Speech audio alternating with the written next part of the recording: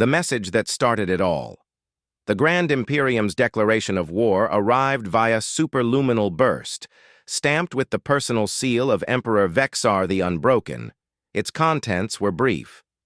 To the inhabitants of Sol III, designation Earth, your existence offends the natural order. Surrender within 72 standard hours or be cleansed from the galaxy. Signed, His Radiant Majesty's Third Conquest Fleet. The human response took precisely 3.7 seconds. A single line of text appeared on every Imperial channel. Message received. Archiving under case file, extinction event, Darbdar 417. Then silence. The fleet that laughed Admiral Krazak's armada emerged from. Warp at the edge of the Sol system, 1-200 warships strong. Scan the system, he ordered, mandibles clicking in amusement. Let us see these apes' defenses. The tactical display resolved, then flickered, then resolved again. Sir, there's nothing here, Sensor Officer Vix reported. No orbital platforms. No fleets, just some primitive satellites and a single space station. Krazak's laughter shook the command deck. Then this will be... Admiral, Comms Officer Jex interrupted. We're receiving a transmission from the planet. Audio only. The voice that filled the bridge was calm. Female. Terribly, impossibly old. Earth acknowledges your declaration. Per interstellar conflict protocols established 2187 post-unification, you are hereby granted the customary 24-hour withdrawal, period before retaliatory measures commence. The Imperial crew burst into laughter. Krazak wiped tears from his ocular ridges. Tell them we decline their generous offer. The voice responded instantly. Offer not optional. Clock starts now. The first hour.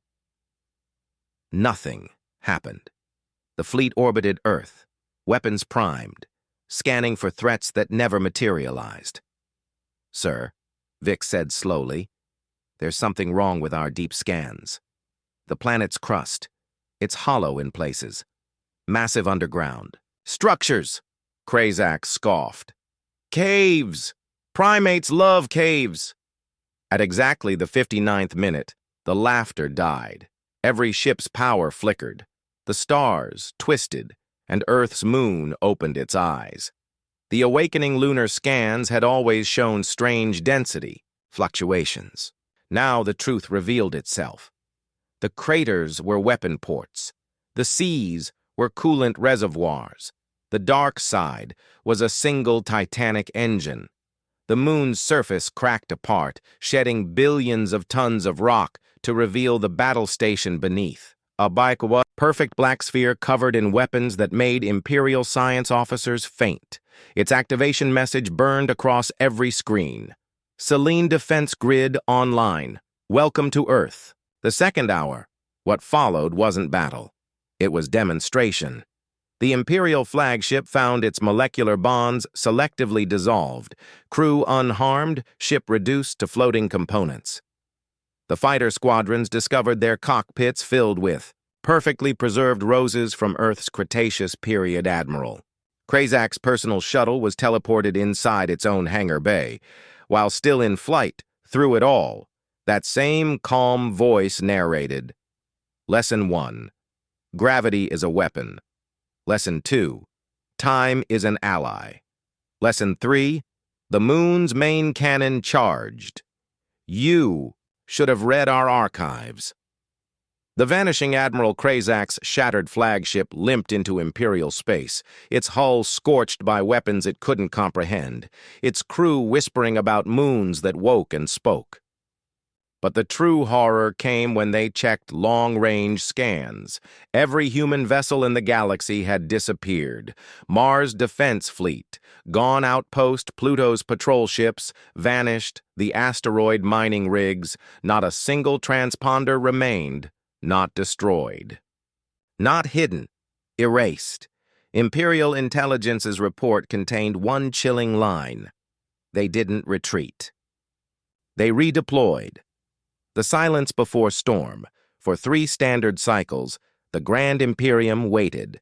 Diplomatic channels, empty surveillance grids, nothing prisoner interrogations. useless. The few captured humans just smiled.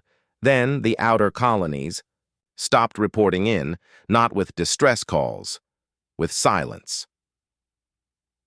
The first crime scene scout team. Sigma found Outpost Gamma 9 exactly as it had been before the blackout. Buildings intact, reactors humming, comms online, just empty. Until they checked the mess hall.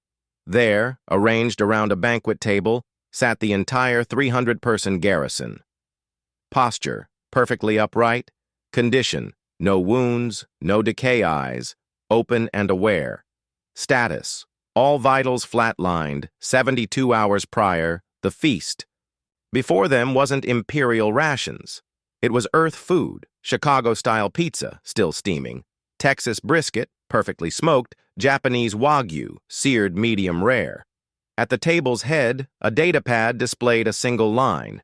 You declared war. We accepted. Bon appétit. The second crime scene battle group Omega arrived at the mining world of Vexus Prime to find the atmosphere replaced. Original, methane nitrogen new, 21% oxygen, 78% nitrogen, 1% trace, Terran standard. The cities were untouched. The population was gone, except for the governor. They found him in his tower, his carapace surgically altered, his lungs remade to breathe the new air. His final log entry? They called it terraforming. They were so polite. The third crime scene. The dreadnought Imperius drifted in deep space, its engines cold, its weapons dormant. Boarding teams found two changes. Every viewport now showed Earth's surface, real-time, from multiple angles. Every crew member had been given a human name tag and matching uniform. The ship's AI had been overwritten with a cheery female voice. Welcome to your new duty station. Shift rotations begin every 8 hours. Don't be late. Security feeds showed the Imperial crew moving through drills, human naval drills, with robotic precision. The captain's chair bore a new plaque, property of Earth Colonial Navy, on loan. The pattern emerges. Imperial analysts soon realized the awful truth. Not conquest. Earth wasn't taking territory. Not genocide. Populations were being preserved. Not war crimes, just reassignment. The humans weren't fighting a war. They were conducting an audit outpost. Delta 7 was the Concorde's most advanced listening station, a sprawling orbital complex with enough sensor arrays to track a comet's spin across 3 sectors. Its last transmission was routine. Evening sweep complete. All sectors nominal. When the morning check-in failed, Command dispatched the Dawn Prowler to investigate. They found the station intact, powered, empty, and cold. Not the absence of heat, negative Kelvin, a thermodynamic impossibility that made the scout ship's instruments scream. Then they noticed the writing on the walls, not etched, not painted, burned into reality itself, in letters that pulsed like a slow heartbeat. You shouldn't be able to read this. The pattern of absence. Within days, the disappearances spread. Scout ship. Whisper vanished mid-jump, its wreckage later found inside an asteroid research station Theta. All personnel gone, their last experiment, a human DNA sample, still running, battleship. Iron Will, discovered drifting with every system functional, and clocks running backwards. The Concorde Science Division issued frantic bulletins, do not approach silent vessels, do not read any unusual text, do not trust your own sensors, too late. The wreckage that shouldn't exist, freighter Captain Rins. Discovery changed everything. The EDS Vengeance, a human dreadnought supposedly destroyed a century ago, drifted into the busy Calyx trade lane. Its hull bore scars no weapon could make, puncture wounds that bled liquid time. Chronometric scans showed events inside occurring in reverse. Claw marks that changed when unobserved, always longer, always deeper. A new nameplate. Salvage team. 7. Do not disturb. When boarding teams cut their way in, they found human corpses in conquered uniforms from ships not yet built, battle plans for conflicts that hadn't happened, written in the conquered cipher, a single live feed showing Earth's surface. From tomorrow, the science team's leader went mad after reading the ship's log. Day 317. They still think this is a war. Cute. The messages in the dark survivors, the few there were, reported hearing whispers from unpowered consoles, inside sealed, helmets between heartbeats, always the same 6 words. We learned this from your dead. Investigators found the source, a data virus spreading through neural implants, carving the words into gray matter, ship AIs repeating them during jump calculations. Dreams, always upon waking in the victim's own voice. Quarantines failed. Memory wipes failed. The words remembered themselves. The arrival. That shook a world, the dreadnoughts came at dawn. Not in war formations, not with fanfare, they appeared. 7 black obelisks hanging in perfect geosynchronous orbit above the imperial capital, their silhouettes distorting the sunrise. Like funereal stains on the sky. Ground scanners registered nothing. Thermal imaging showed absolute 0. The only evidence they existed at all was the screaming of the planet's magnetosphere as it was gently parted around them. Then the broadcasts began. The first lesson, precision, the Emperor's space defense platform, glory of Vexus, was the pride of the fleet. A moon-sized battle station with enough firepower to glass continents. It died quietly. A single tungsten rod fell from the lead dreadnought, striking the Glory's main reactor at 0.99 C. There was no explosion. No debris, just the station unmaking itself in a perfect sphere of flattened atoms exactly 1.2 kilometers wide. The dreadnought's accompanying transmission was almost polite. Demonstration number 1, kinetic redistribution. Note the lack of collateral damage. Across the planet, every surviving military installation received a notification. Your turn in 12 hours. The second lesson, patience. The Imperial Guard mobilized ground-to-orbit batteries fired until their barrels melted, stealth bombers vanished the moment they left the atmosphere. The Emperor's personal escape shuttle found its navigation locked on a single course, orbital demonstration zone. Nothing touched the dreadnoughts. Nothing even reached them. At exactly the 12-hour mark, the second strike came, a lance of cobalt blue energy that sliced through the Imperial Palace gardens. When the light faded, the roses were unharmed. The statues were untouched. Every weapon in the armory had been transmuted into bouquets of lilies. The broadcast this time was shorter. You still don't understand. This isn't war. This is instruction. The third lesson. History. The planetary archives spontaneously updated. Every screen, every datapad, even the Emperor's private terminal now displayed a single document. Earth's Guide to Civilized Warfare. Revised. Edition. Highlights included Chapter 3, Orbital Bombardment Etiquette. Chapter 7, Acceptable Surrender Gestures Appendix. A. 1742 Ways Your Species Already Lost, with diagrams. The final page bore a live countdown. Next demonstration, when you finally stop shooting at us.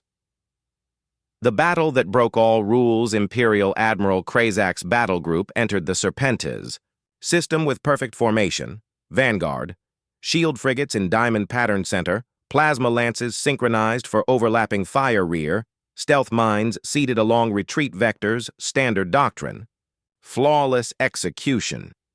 The human fleet consisted of one ship, a Terran mining barge, designation Rockhound, its hull pitted with asteroid impacts, its single visible weapon being an industrial laser for ore cutting. Krazak's tactical officer burst out laughing. Shall we accept their surrender? The Rockhound responded by turning its laser on the nearest asteroid and playing the entire Imperial battle plan in Morse code using reflected light pulses. Then it opened fire. With the asteroid. The first lesson. Adaptation. What followed wasn't combat, it was Art 0003, Imperial shields overloaded, trying to block a nickel-iron projectile moving at 0.01 CR 0.17, plasma lances intercepted by precisely timed ore dust clouds, igniting into perfect smoke screens. Year 044. Stealth mines detonated behind the Imperial fleet after the Rockhound accidentally deployed its magnetic scoops. The human captain's sole transmission. Y'all might want to rethink standard tactics when fighting a species that evolved chasing lunch across continents. The second lesson. Persistence Battle Group. Omega tried biological warfare next, deploying the Varaxian Plague, 100% lethality to carbon-based life. Human Marines were reported jogging through infected zones within hours when captured Imperial. Scientists begged to know how. The medics showed them. Enhanced mitochondria that ate the virus blood pH, that dissolved the nanotoxins' immune systems, that classified the bioweapon as Mild Tuesday. The official Terran after-action report contained one notable line: recommend upgrading threat classification from hazardous to annoying. The third lesson, economy. The Imperial Treasury nearly revolted when they saw the cost analysis. Ex-Terran improvised railgun, 3 salvaged engine parts, plus 1 coffee maker, ex-Imperial plasma cannon, 8 million credits, plus 6 months fabrication exchange. Rate, 1 human private, armed with wrench, Shearer 12 Imperial shock troops. The final insult came when human forces began salvaging destroyed Imperial ships. During active engagements, while under fire, to build more weapons. The first vanishing Vexus Prime's capital disappeared between heartbeats. One moment, a bustling metropolis of 14 million souls. Next moment, a perfect cylindrical void 3 kilometers deep, its glass-smooth walls humming at precisely 432 hertz. The orbital scanners registered no energy spike, no debris field, no tectonic disturbance, just absence. And the music, a single, looping choral arrangement of Nearer, My God, to Thee, played from the crater's atomic lattice. The pattern of unmaking. Within days, it happened across 12 worlds. Craxus Major, Imperial shipyards replaced by a perfect obsidian mirror reflecting. Earth's moon-hive cluster Sigma, 8 billion inhabitants gone. Their last neural impulses etched into the bedrock as sonnets. The holy see of Zar, cathedral spires, now finger bones of black steel clutching a single human war medal. The craters always shared 3 traits. Depth, exactly matching the city's original. Heights resonance, vibrating at Earth's Schumann frequency messages. Binary pulses translating to, you were measured. The science of erasure, Imperial physicists discovered the horror. The cities weren't destroyed. They'd been relocated atom by atom. The craters weren't excavations. They were inversions, negative. Space folded inward. The music wasn't broadcast. It was the sound of space-time itself remembering what belonged there. Human prisoners, the few taken, just smiled. You don't understand. We didn't take your cities. A pause. We gave them back to the universe. We thought they would stop after taking our fleets. We thought they would land, plant a flag, install governors, and milk our economy dry like any other, conquering species. That was before we realized we were not at war with a civilization. We were at war with a species shaped by extinction. It started subtly. At first, human warships didn't bombard our remaining military outposts. They circled, then vanished. Our generals assumed they were conserving ammunition or planning another assault. But then, data terminals went dark. Not destroyed, erased. Archives hundreds of years old simply disappeared. Our war records, diplomatic treaties, genetic lineage, logs, entire educational servers, scrubbed. We tried to restore backups. They were already corrupted. We tried to warn our colonies. Communications were jammed in ways our signal engineers couldn't understand. By the time we realized the pattern, it was too late. They weren't targeting our cities. They were targeting our memory. On Ziari Prime, our capital, the Supreme War Council gathered for the last time. We expected orbital bombardment. Instead, the skies flickered. Every satellite in orbit burned out in perfect sequence. Not one fell to the surface, controlled detonation, precise as a heartbeat. A moment later, every screen in the capital lit up. No speech, no ultimatum, just the human symbol for data purge blinking on repeat. A minute later, the entire planetary archive, our songs, history, laws, language evolution trees, was gone. And then they came. Human strike teams didn't march into our cities. They walked in, unarmed, silent, methodical. They carried black cubes. When placed at key locations, museums, shrines, educational centers, they emitted a soft hum. Within hours, entire cultural sites collapsed in on themselves, not explosively, but as if unmade. A Ziari child watching through a window wept as the statue of our first emperor pixelated and dissolved like dust. We fired on one of the human teams. They didn't fire back. The entire city simply shut off. Lights, power, gravity systems, gone. And when the city reawakened, it was silent, like it had never been occupied. The Galactic Concord tried to intervene. Diplomats sent transmissions. Analysts prepared treaties. An emergency summit was called on a neutral moon. Only one human envoy attended. He was calm, wearing no armor, no weapon. He placed a single line on the table. This is not conquest. This is correction. The rest of the document was redacted. When asked what humanity wanted in return for ending the campaign, the envoy replied, "We already got what we came for. Your grandchildren will never know your mistakes." Then he left. The moon was sterilized 3 hours later. By now, most of our people had fled into deep space. Generation ships, exile fleets, escape colonies. The humans didn't chase them, not because they couldn't, because they didn't need to. We watched, helpless, as every mention of the Ziari Dominion vanished from interstellar charts. Galnet directories were wiped. Concord records flagged our species as unknown origin. Even our trade codes were removed from station interfaces. To the rest of the galaxy, we had become ghosts. We tried broadcasting messages. They were intercepted and looped back at us with a simple tag, 403, entity no longer recognized. We hadn't been conquered, we had been erased. The final blow came on the third rotation after our last archive vanished. A ripple swept through the psychic relay beacons, used by the few telepathic species in the Concord. They described it as a scream without sound, a pain without source, a grief not their own. When asked what it was, one elder of the Varun order whispered, "It was the memory of a people, being forcibly forgotten. No species had ever used warfare to erase legacy. Until humanity." And when we finally understood that, they were already gone. No parades, no flags, no monuments. They had moved on. Now I sit in the ruins of what used to be the Ziari Central Academy, dictating this message into an old analog recorder. Oh, tool too obsolete to be noticed, not because I believe anyone will hear this, but because I need to say it for someone.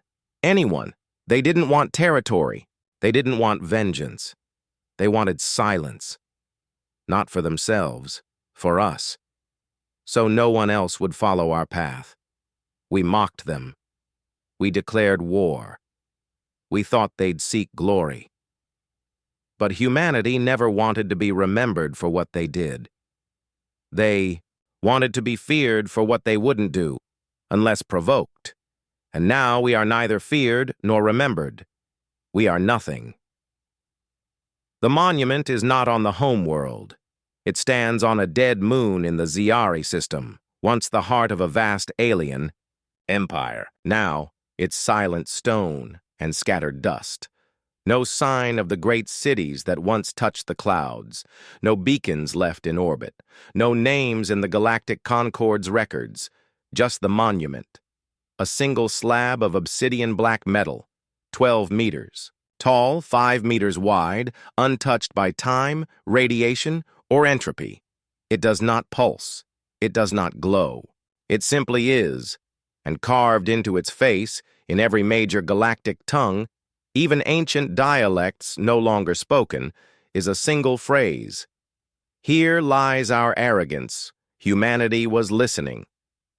I first read it as a student, visiting with a historical research delegation. I did not understand its weight then. Now, after decades of digging, deciphering, surviving cover-ups, and risking exile, I finally do. This isn't just a warning, it's a eulogy. The Ziari Dominion once spanned 4 sectors. Their fleet outnumbered Earth's by a factor of 3. Their genetic engineering surpassed every known species. Their arrogance matched their reach.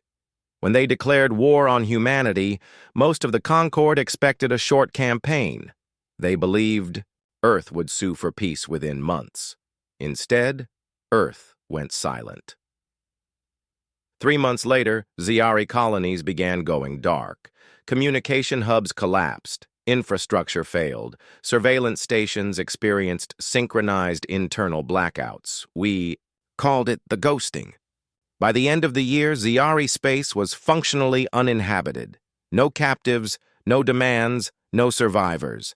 The Concord formed emergency inquiry commissions. 1,000 theories spread across the galactic net. Plague weapon. Time anomaly. AI rebellion. Human extinction protocol. But Earth issued no statement. Not a word. Not a denial. Just silence. For a species once accused of being loud, overreaching, brash, even chaotic, they had become the very embodiment of patience and finality. We tried to reach them. We sent envoys. None returned. We tried to provoke them again. Nothing happened, because there was no need. We weren't the target. As the years passed, the galaxy turned its focus elsewhere. A new trade route. A border dispute in the Trilene systems, a promising alliance between the Varun and the Kindari. But a few of us couldn't forget. A few of us remembered that phrase. Humanity was listening. Listening to what? The answer took me 22 years to find. A retired Ziari engineer, one of only 3 known to have survived the human purge, lived in a refugee station on the edge of veil-set space. Old, sick, his mind fading. But when I showed him the monument image, he wept. He spoke of something he'd seen in the final weeks of the war, something he was never supposed to tell anyone. They didn't want our planets, he whispered. They wanted our stories. I didn't understand, until he showed me a map, not a stellar chart, a cultural footprint matrix. Red markers appeared everywhere. A monument had once stood. Every place that once recorded the great deeds of Ziari history. All were gone, not destroyed, rewritten. Humanity didn't kill the Ziari. They silenced them. They eliminated every means by which the Ziari could be remembered. Then they made sure the galaxy forgot they ever existed. You see, it wasn't revenge. It was editing.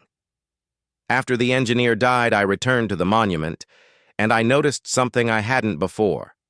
There were names, faint, almost invisible. Thousands of them etched into the base of the structure. Human names, not generals, not admirals, civilians.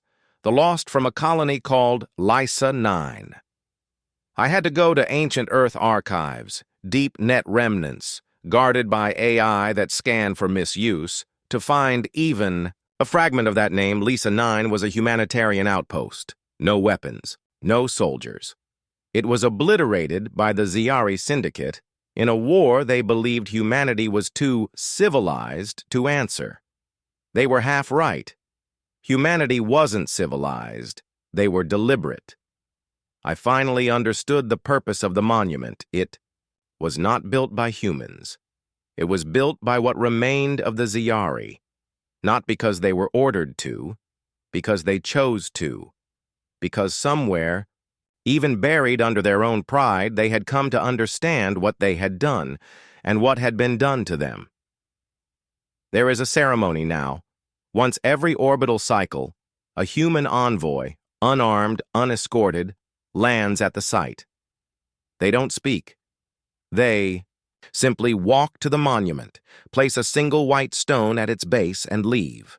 No media, no ceremony, no record, only memory, and the reminder that somewhere in the black, humanity still listens.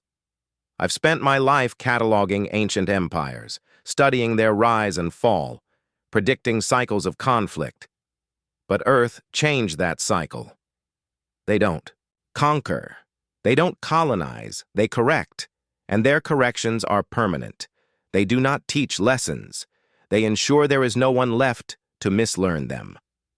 I'm writing this from the orbit of a derelict world, one that appears on maps to be uninhabited. Yet, as our sensors sweep the crust, we find patterns, structures, cities erased so cleanly not even rubble remains, and deep beneath the crust, warmth, power, movement. The humans are still watching. Perhaps always were. Perhaps we were never. Truly alone in the stars, not in fear, but in observation. And maybe that's the most terrifying truth of all. Humanity didn't become the deadliest species in the galaxy by war. They became it by watching, waiting, and remembering, until you gave them a reason to be anything else. Final field entry.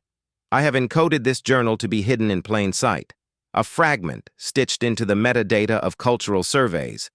If you find it, if you read it, I leave you with this. If you ever come across a silent planet, if you ever find a civilization with no record of its origin, if you ever read the phrase, humanity was listening, leave now.